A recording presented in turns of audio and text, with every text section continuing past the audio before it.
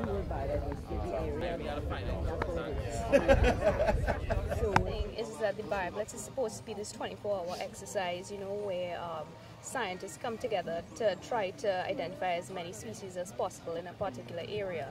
But I think another critical part of the Bio-Blitz is the second portion of it, where we interact with the public. Because sometimes, we have this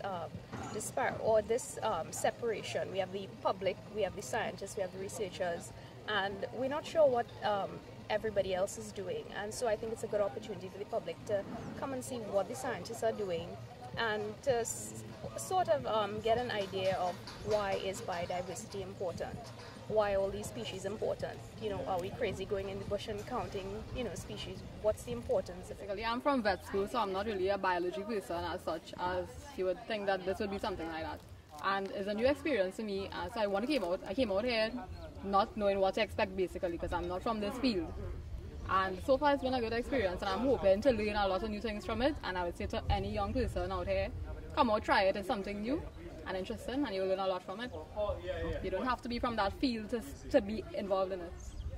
Our species diversity down here, it's about time that we start cataloging it and get it out there, because if you look at any other country, they know what's in their country, and general population have a lot of information about it. Us, we really don't have that. It's about time that we start developing that in our citizens, and maybe because of that they start to get more environmentally aware.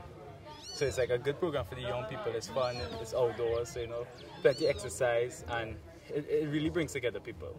People are unaware that there are lots of different things around us, basically, like different plants, animals, the species, the taxa, the importance of us, the impact on us. So what we do, we go out and we survey basically everything, we bring it back, identify it, and we have a segment where the public actually comes out, and we actually inform them and educate them about what is found around them.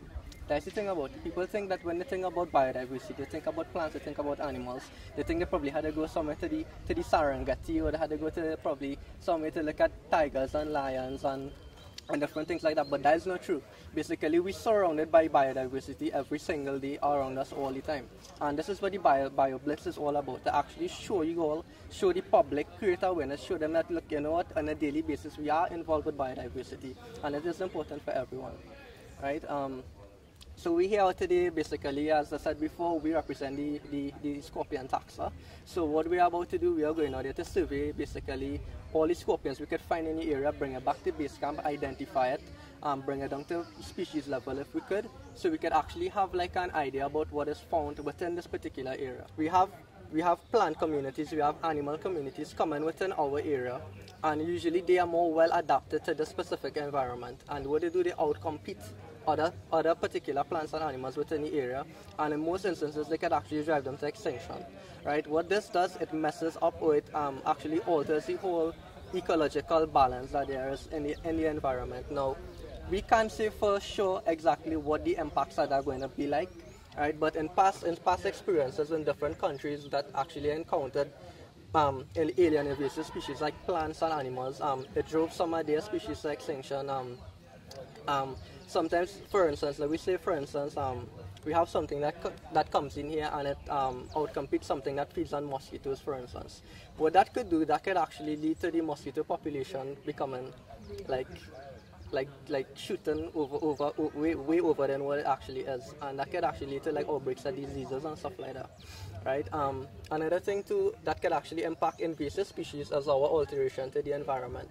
Again, if things like global warming and climate change. I mean, you're hearing everybody talking about global warming. Some people think it's a myth, some people think that is real, right? But the thing about it is something that's actually happening right now. And what is going on now, we basically belong to the tropics, right? So what that could do for our rainforests and stuff like that, it could actually alter the temperature differences within different segments of the rainforest, and that could lead to species of plants and animals moving out from the zones where they are to areas that they're more adapted to. And that could lead to other species coming and outcompeting these species. And as I said before, the whole balance, I think, could actually be messed up because of that.